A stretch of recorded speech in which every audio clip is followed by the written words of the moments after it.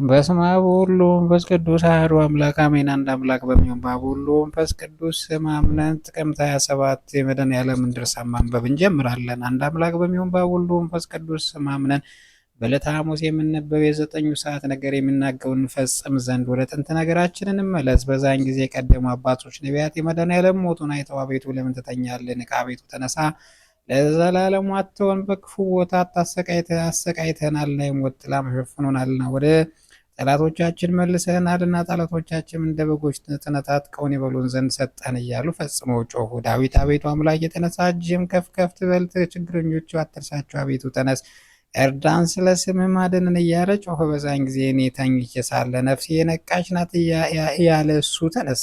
መለኮትም ከነፍስ ጋር ወደሚጠሩት ነቢያት በአካል ነፍስ ወደ ሲኦል ወረደ። ነገር ግን መለኮት በእንጨት መስቀል ላይ ሳለ ከስጋው እንዳይን ጥቅሻ ያህል በምን ሰዓት አልተለየውም። ከባሕርይ አባቱ ከባሕርይ ሕይወቱ ከመንፈስ ቅዱስ ጋር በሰማይ እያለ በሲኦል ነበረ። ዳዊትም መውረዱን አይቶ የሰማያት መላእክት በሮቹን ክፈቱ፣ የክብር ባለቤት ይገባ ዘንድ የጥንት ጀምረው የተዘጉ በሮች ይከፈቱ እያለ ጮኸ። መላእክትም የክብር ባለቤት እሱ ማን ነው ይግባ ብሎ መለሱ። ዳዊትም በሰልፍ ጊዜ ኃይለኛ ጽኑ የሚሆን እግዚአብሔር ነው አለ። ይህም ባለ ጊዜ መላእክት በሮቹን ከፈቱ፣ የብረት መዝጊያ ተሰበረ፣ የሲኦል በሮችም ቁልፎች ጠፉ። የዚያን ጊዜ አዳም እውነት ነው ይገባል እያለ ወደ መድኃኔዓለም ጮኸ። በዛን ሰዓት ሲኦልም ከኔ ወገኖች የሆኑት የሚማርክ ይህ ማን ነው? እንደ ነደ እሳት በሚሆን ኃይል ከኔ ከሞት ጋር የሚጣላ ይህ ማን ነው? ጨለማ ድል የነሳው ይህ ማን ነው? መስራት የሚወደውን ስራ እንዳልሰራ የሚከለክለኝ ይህም እንግዳ ብርሃን ማን ነው ብሎ ጮኸ። ኢሳይያስም ቀንበር ከትከሻ ፍርሃትም ከልቦና ያጠፋ ቀንበርን ከትከሻ ይሰብራል። ሐጌ ወደ ሀገር መጥቷልና በሜዶንም ያልፋል፣ ገንዘቡን በመጠጊያው ያኖራል። ሳንም በደረሰ ጊዜ የቄሴው ልጅ የሳውልም ሀገር ራማ ይፈራዋል፣ ወደ ጋይም ይሸሻሉ።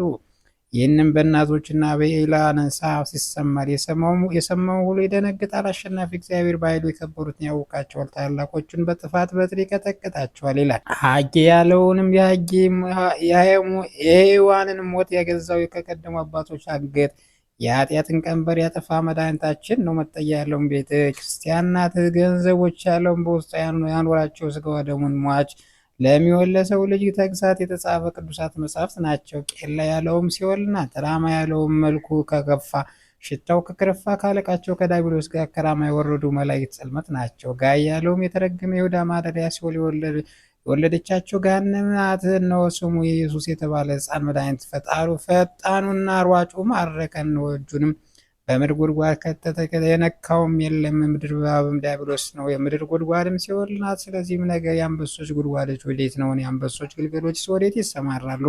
የአንበሳው ልጅ ይገባ ዘንድ የአንበሳው ወዴት ሄደ? የሚያስፈራው አንበሳ ልጁን ያነጥቆታልና ሴቶችም አንቋቸዋልና ከጎኑ ነጥቆ የማረካቸው ልጆች ሰማዮች ሞሉ አለ። ስለ አንበሶች የተነገረው ትንቢት እንናገር።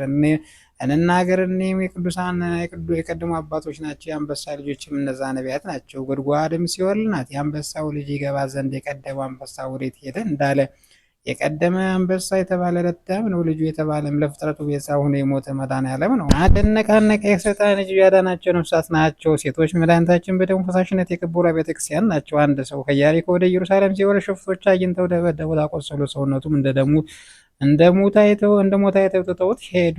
አንድ ካህን በዚያች ጎዳና ሲወርድ አይቶ ቸል ብሎ ትቶት ሄደ። እንደዚሁም ሌዋዊ በዚያ ቦታ አገኘ፣ አይቶትም ቸል ብሎት ትቶት ሄደ። ዳግመኛም አንድ ሳምራዊ በዚያች መንገድ ይወርድ ዘንድ ሲሄድ አገኘው፣ አዘነለት። ወደ እርሱም ቀርቦ ወይንን ጨመረለት፣ ቁስሉንም ቀባለት፣ በአህያ አስቀምጦ የእንግዶች ቤት ወደሚጠብቀው ወሰደው። ያድነው ዘንድ ለመነው፣ አዳነው። በማግስቱ 2 ዲናር አውጥቶ አድነኝ፣ ስለሱ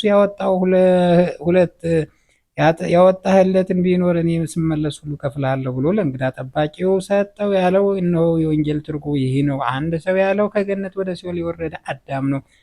ቀማኞች ያለው አጋንንት ናቸው። ሌዋዊ ካህን ያለው አሮን ነው። ሳምራ ያለው ግን የመድኃኒታችን ኢየሱስ ክርስቶስ ነው። አህያ ያለው ኦሪት ነው። ቅባት ያለው ወንጌል ነው ወይንም የሃይማኖት ምሳሌ ነው። በማግስቱ ያለው ፋሲካ ናት። 2 ዲናር ያለው ደግሞ መድኃኒታቸውን ሥጋውንና ደሙን ናቸው። እንግዳ ቤት ጠባቂው ኃጢአተኞች ከኃጢአት ስራ የሚመልሷቸው ኤጲስቆጶሳት ናቸው። በተመለሱ ጊዜ እከፍላለሁ ማለት ከየዋህነት ጋር በበጎ ትምህርት ሰዎችን ከስህተት የሚመለሱ ካህናት በእውነት ዋጋቸውን ይከፍላቸዋልና። ከዚያ በኋላ በዙፋኑ ላይ የተቀመጠ በሱ በቀኝ እጁ በውስጧ በውጯም በሰባት ማኅተም የታተመች መጽሐፍ አየሁ አለ። ዮሐንስን እንስማው። ይቺ መጽሐፍ የገልጣት ዘንድ ማኅተሟን ሊፈታ የሚገባው ማን ነው ብሎ በታላቅ ቃል የሚጮህ ታላቅ መልአክ አየሁ። ይቺ መጽሐፍም ሊገልጣትና ሊያያት የሚቻለው የለም ሊገልጣት የሚቻለው የለም፣ ያለቀሱ ብዙዎች ናቸውና። ከሊቃናት አንዱ አትዘን አታልቅስ አለኝ። ይህች መጽሐፍ ይገልጥ ዘንድ ማኅተሟን ይከፍት ዘንድ ከዳዊት ስር ከይሁዳ ወገን የሆነ አንበሳን ነው አሸናፊ። በዚያ ዙፋን በዚያ በአራቱ እንስሳ በእነዚያም በአራቱ አለቆች መካከል ጎኑ እየተወጋ በግ ቆሞ አየው። ቀንዶቹ ሰባት፣ ዓይኖቹ ሰባት ናቸው። በምድር የተላከ እግዚአብሔር መንፈስ ነው። መጥቶም ያችን መጽሐፍ ተቀበላት። ይችን መጽሐፍ በተቀበላት ጊዜ የአራቱ 24ቱ ካህናተ ሰማይና የአራቱ እንስሳት ለዚህ በግ በፊቱ ሰገዱ።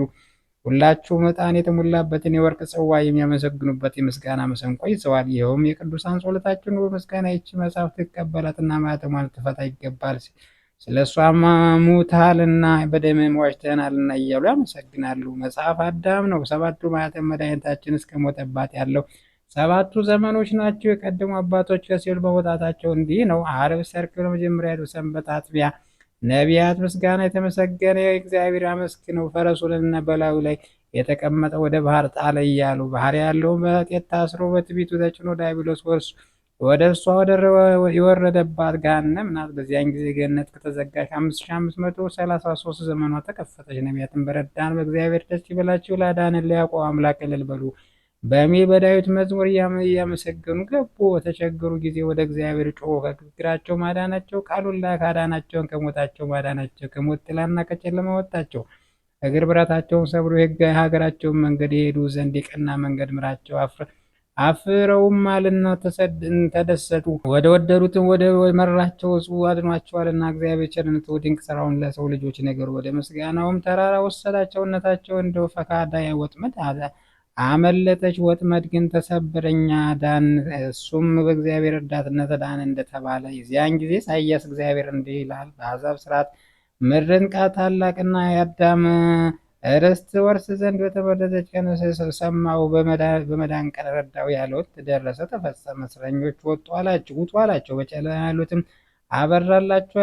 አይራቡም አይጠሙ፣ የፀሐይ ውሃ የማያቃጥላቸው ይራራላቸው፣ ወደ ውሃ ምንጭም ያወጣቸዋል። የዚያን ጊዜ እግዚአብሔር ይቅር ብሏልና ተራሮችን ከምድር ደስታ ይመነጫል፣ የተቸገሩት ወገኖችም ደስ ይላቸዋል። እንደዚሁም ሁሉ የኦሴ በልጁ ሞት የማይጨክን ጥበበኛ ልጅህን ከሞት እጅ ተቤዠዋቸው፣ ከሲኦልም አዳንካቸው። ሲኦል መፈረጃ ችንካርህ ወዴት አለ? መባጽዮን ጸሎቱ የመድኃኔዓለም ይቅርታውና ቸርነቱ ከሁላችን ከሕዝበ ክርስቲያን ጋር ይሁን ለዘላለሙ አሜን።